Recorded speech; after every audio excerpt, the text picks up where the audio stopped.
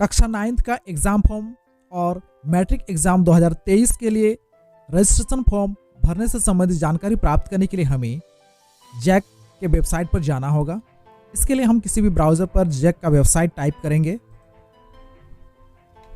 जैक.झारखंड type करने के साथ ही देखिए यहाँ पर jack.jharkhand.gov.in या जैक का वेबसाइट है, हम इस पर क्लिक करेंगे। इसके बाद यहाँ सबसे ऊपर में आ गया है, हम इस पर क्लिक करेंगे।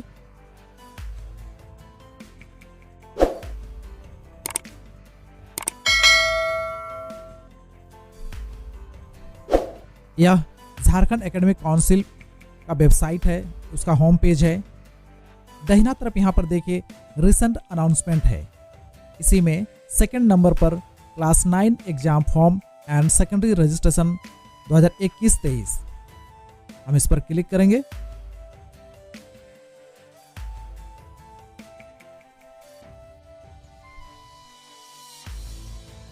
यहाँ सबसे ऊपर में एडवर्टीजमेंट नंबर 43/2021 है।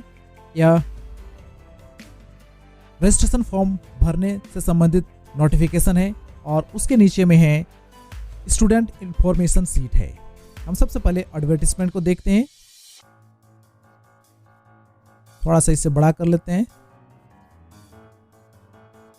वर्ग नवम सत्र 2021-23 के लिए पंजीकृत होने वाले छात्र छात्राओं के पंजीयन के संबंध में आवश्यक सूचना। तो पंजीयन से संबंधित यहाँ पर महत्वपूर्ण सूचना दिया गया है। फर्स्ट पॉइंट है, वर्ग नवम की परीक्षा का आयोजन 2 सावधिक परीक्षा के माध्यम से किया जाएगा। तो वर्ग 9th का जो एग्जाम होगा वह 2 बार होगा। प्रथम सावधिक परीक्षा जनवरी 2022 में होगा और द्वितीय सावधिक परीक्षा जून 2022 में होगा। प्रथम सावधिक परीक्षा बहुवैकल्पिक MCQ प्रश्नों पर आधारित होगी और OMR सीट पर एग्जाम ली जाएगी। द्वितीय सावधिक परीक्षा अति लघु उत्तरीय, लघु उत्तरीय एवं दीर्घ उत्तरीय मिश्रित प्रश्नों पर आधारित होगी। दोनों ही परीक्षाओं के लिए अलग अलग पाठ्यक्रम JCERT द्वारा जारी कर दिया गया है। 2022 में जो फाइनल परीक्षाफल प्रकाशन किया जाएगा उसमें दोनों ही परीक्षाओं के अंकों को समाहित करके बनाया जाएगा। ऑनलाइन पंजीयन प्रपत्र एवं बैंक में शुल्क संबंधी चालान जमा करने की तिथि का निर्धारण निम्नवत है।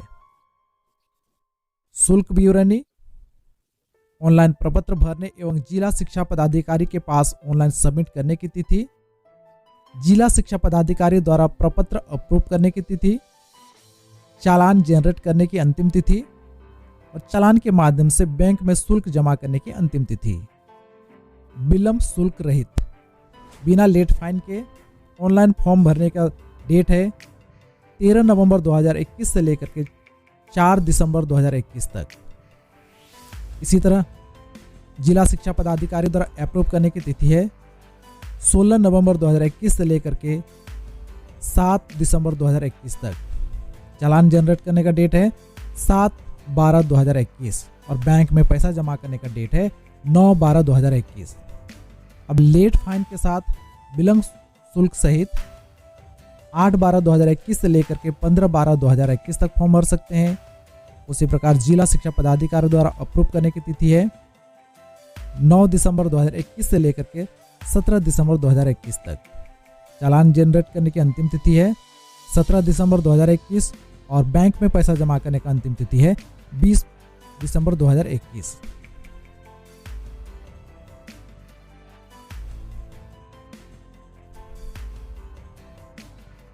आगे जो महत्वपूर्ण जानकारी है वह है आवेदन प्रपत्र जमा करने के पश्चात निकाले गए चेकलिस्ट पर छात्र छात्रा एवं उनके माता पिता अभिभावक एवं प्रधानाध्यापक का हस्ताक्षर अनिवार्य होगा। इसके पश्चात यदि डाटा में कोई भी गलती पाई जाती है तो इसकी पूर्ण जिम्मेवारी विद्यालय प्रधान की होगी एवं इसमें सुधार हेतु विद्यालय को इस आशय पत्र का शपथ पत्र देना होगा कि भविष्य में इसकी पुनरावृत्ति नहीं होगी। तो जो चेकलिस्ट होगा उसमें सही सही चेक कर लेना है, किसी भी प्रकार का कोई डाटा में गलती नहीं होना चाहिए।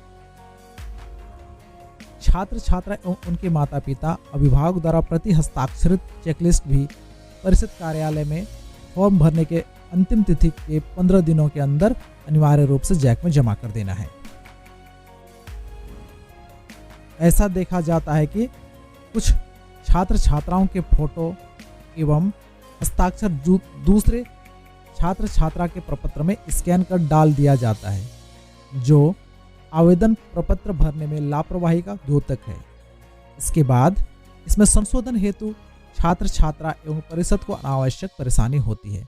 विद्यालय प्रधान को निर्देश दिया जाता है कि सभी छात्र छात्राओं की विवरणी शुद्ध ऑनलाइन पोर्टल में भरें। तो यहाँ पर ऑनलाइन फॉर्म भरते समय ध्यान देने वाली बातें हैं कि जो भी फोटो सिग्नेचर उसमें स्कैन करके डालना है उसे सही डाला जाए। सभी विद्यालयों का अपना ईमेल आईडी होना अनिवार्य होगा।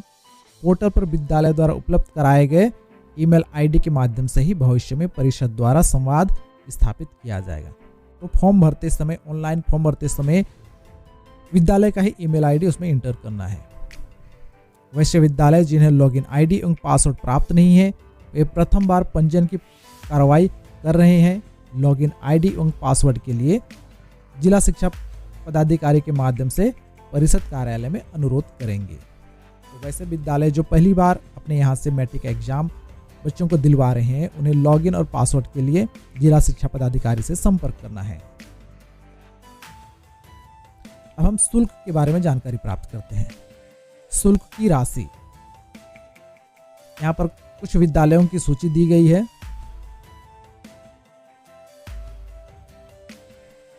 नियमित स्वतंत्र छात्र छात्रा के लिए पंजीयन प्रपत्र शुल्क 80 रुपया प्रति छात्र छात्रा देय होगा। नियमित स्वतंत्र छात्र छात्राओं के लिए नवम वर्ग की परीक्षा 2022 का परीक्षा शुल्क 90 रुपया देय होगा। तो यहाँ पर पंजीयन शुल्क 80 रुपया है और एग्जाम फीस 90 रुपया है। उपर्युक्त क्रमांक 1 से 10 तक के उच्च विद्यालय के नियमित छात्राओं के लिए विहित पंजीयन शुल्क 90 रुपया देय नहीं होगा। उपर्युक्त क्रमांक 1 से 10 तक के उच्च विद्यालय के नियमित छात्रों के लिए विहित पंजीयन शुल्क 90 रुपये प्रति छात्र देय होगा। तो इस तरह से जो पंजीयन का शुल्क है छात्राओं के लिए देय नहीं होगा, जबकि छात्रों को 90 रुपया देना होगा।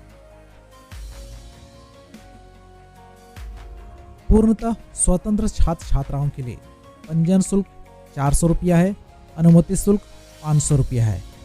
इसी तरह पंजीयन विलंब शुल्क 300 रुपया है। रजिस्ट्रेशन में अगर किसी प्रकार का लेट होता है तो उसका लेट फाइन 300 रुपया है।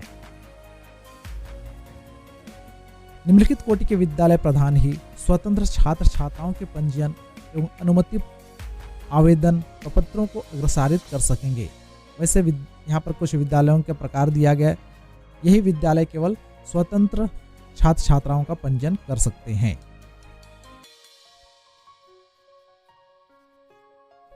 स्वतंत्र छात्र छात्राएं जिन विद्यालयों से पंजीकृत होंगे वे वर्ग नवम की वार्षिक परीक्षा में उसी विद्यालय से ही सम्मिलित होंगे।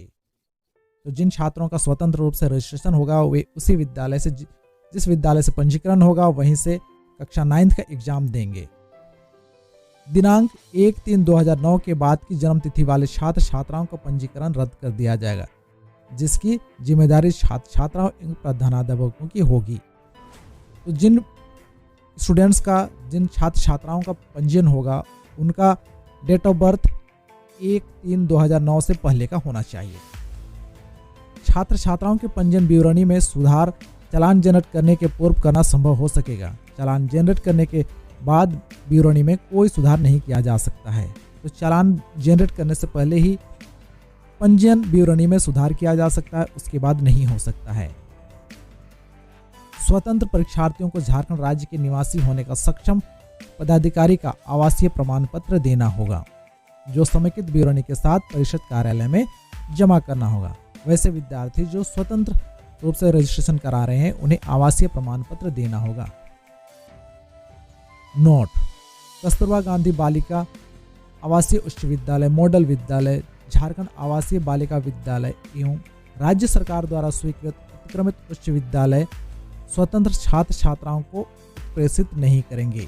तो कस्तूरबा विद्यालय हो गया, मॉडल विद्यालय, झारखंड आवासीय बालिका विद्यालय या फिर अपग्रेड विद्यालय होंगे, वे स्वतंत्र छात्र छात्राओं का फॉर्म नहीं भर सकते हैं।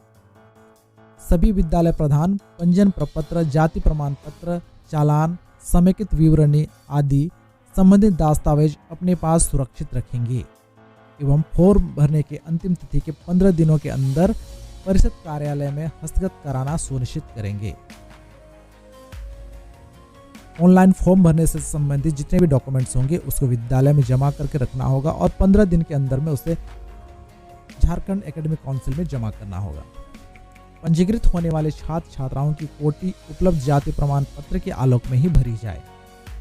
वैसे छात्र छात्राएं जो ST SC या OBC हैं, उन्हें अपना जाति प्रमाण पत्र सबमिट करना होगा, जमा करना होगा।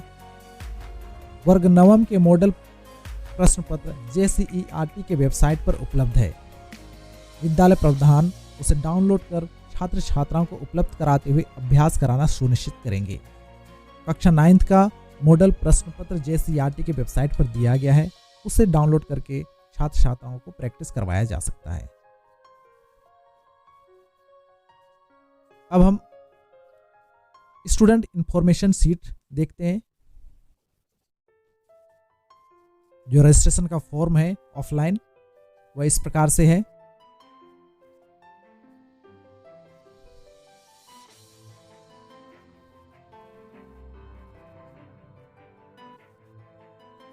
इस तरह से फॉर्म है, इसमें सारी डिटेल्स भरना है और इसमें स्टूडेंट का आधार नंबर भी फिल करना है। इसके बाद यहाँ पर एक फोटो और यहाँ पर स्टूडेंट का सिग्नेचर, यहाँ पर फादर या मदर का सिग्नेचर करना है। इस तरह से मैं उम्मीद करता हूँ कि कक्षा 9 का एग्जाम फॉर्म और मैट्रिक एग्जाम 2023 के रजिस्ट्रेशन से संबंधित सभी प्रकार की जानकारियाँ आपको मिल गई होगी। वीडियो अगर थोड़ा भी इंफॉर्मेटिव लगा हो तो वीडियो को लाइक कर दें और अपने दोस्तों को भी शेयर करें। हमारे साथ बने रहने के लिए आप सभी का बहुत बहुत धन्यवाद।